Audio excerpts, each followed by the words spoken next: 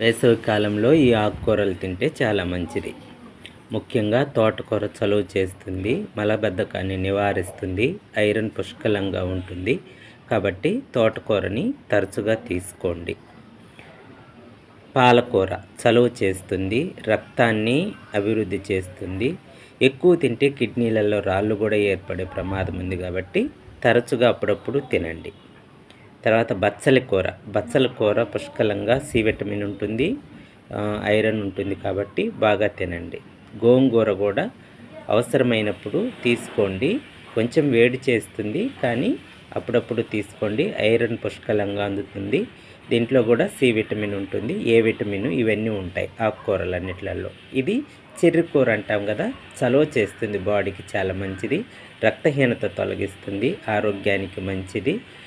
కాబట్టి తరచుగా తీసుకోండి, రెగ్యులర్గా తీసుకున్నా మంచిదే. Thank you.